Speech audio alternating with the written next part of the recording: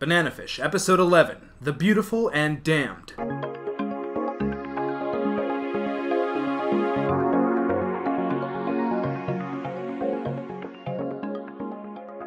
Hey, what's going on? Fumincho here, back at it once again with another Banana Fish review / reaction. First we watch it, then we talk about it. Very much looking forward to this, as always, as I always tend to say. Watching this a lot earlier. I actually got the day off today, so was able to upload this a lot earlier than normal. Normally it's like 5 a.m. I should be able to get this up before midnight, which is really, really nice. Won't lie to you guys, it's nice to actually just chill and watch it and not have to race to get the video up and not have to, you know, it's just... I can breathe. I can breathe now. Yeah, last week was a good episode. Definitely wasn't like a bad episode or anything like that. Interesting things happening, interesting developments. Ash really just going hard in terms of just vengeance. Like, you know, he was out for blood and he certainly got it, but he wants more. He will not be satisfied until Dino and Arthur are dead. And I'm thinking that we're going to start plotting out that sort of... that vendetta. So yeah, let's jump into this week's episode of Banana Fish. Again, thank you guys very much for joining in. Glad to have you there watching it with me. On 3, we're going to begin. 1, 2, 3. I mean, he probably hasn't slept in, like... I wish we got a sense of what the media is doing in this situation.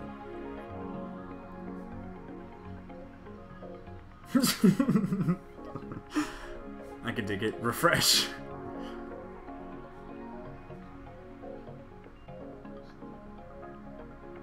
I like this. I like these parallels here. This is cool. So OST is so good, guys.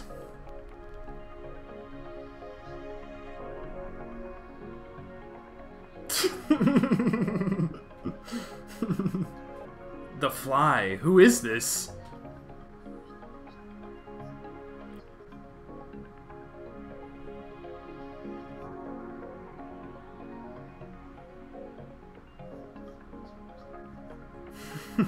The hell, that was so beautiful. That was such a beautiful scene. This episode...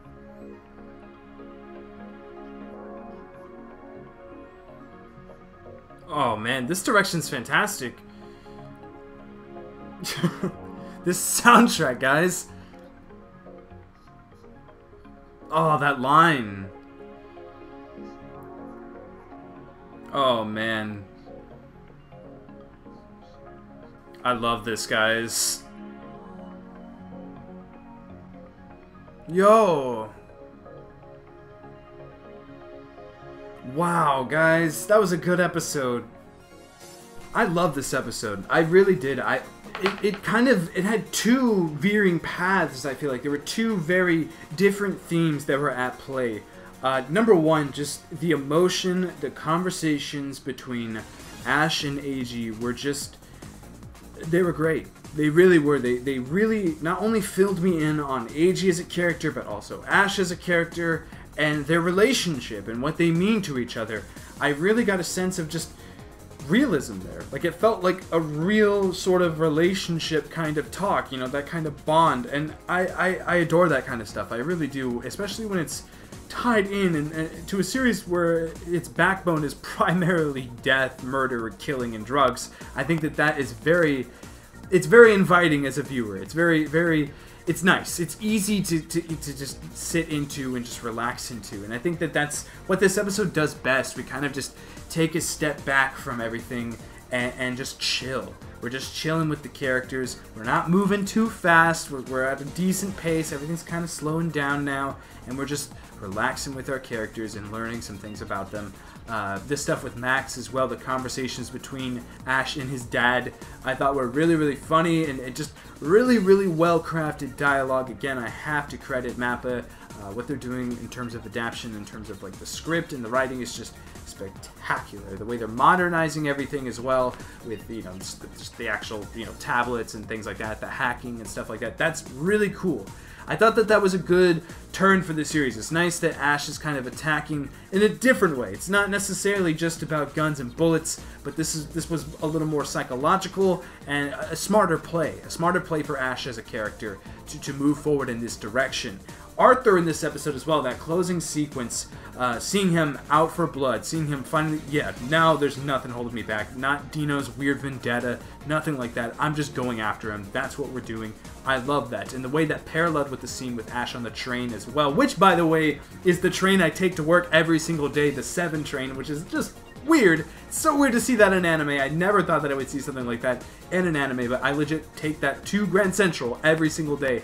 And that's just, again, really, really weird. Kind of, I don't know, it's just cool. It's really cool seeing that in an anime, but that sequence was really, really awesome. I love that kind of stuff. I love how we're just picking off those men like that.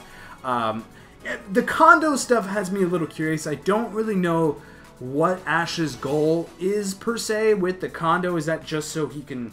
I don't know. Like, is it just a hideout? Like, I don't really know what the purpose of that is. I don't think they did a very good job, or it might have been purposeful on their side of things, not explaining all of it to us right away. But I'm very curious on what that means. What does this Kondo mean, and how is that going to, you know, play into effect with what's going on in the story?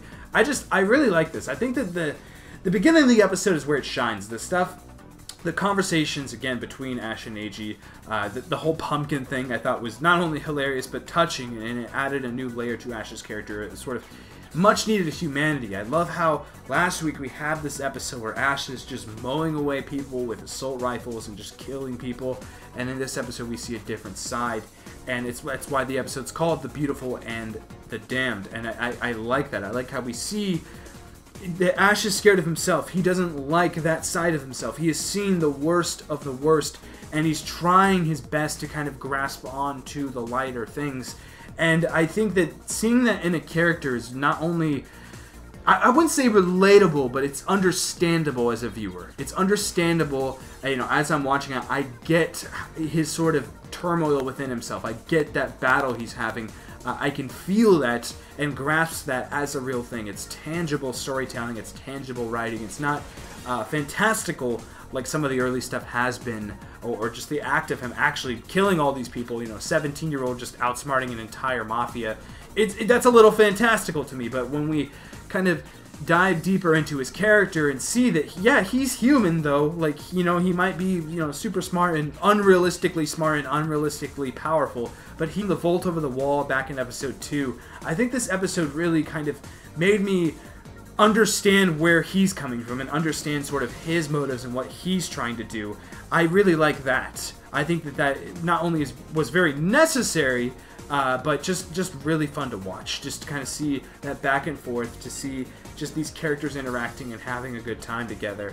I like it. And it was, again, touching, seeing them just Ash fall apart like that, you know, seeing a giant, seeing a force just crash down to the ground, and just the embers and the smoke all just culminating in the tears. It's a little emotional for me, I won't lie, but it was really well done. And I really have to credit this episode on that front. Probably one of my favorite episodes in a while. I love the shorter stuff. I love what they did with that character. I love last week's episode.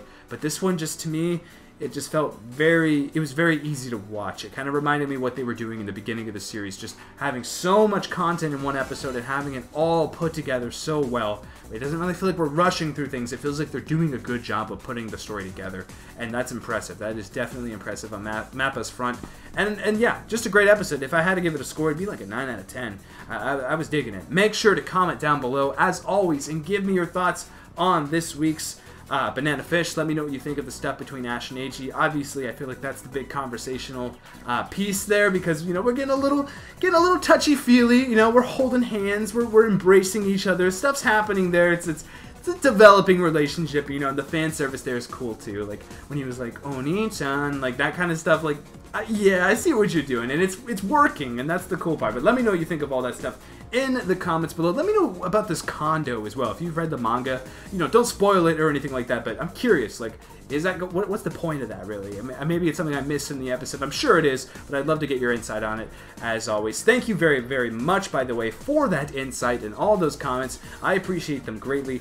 so much fun to read through them. I know I reply late. I usually upload this a lot later. Today I'm able to get to them a little bit quicker, but I'll definitely get to as many as possible and read through those comments and try to give you a heartfelt response, you know, an actual meaningful response, I should say.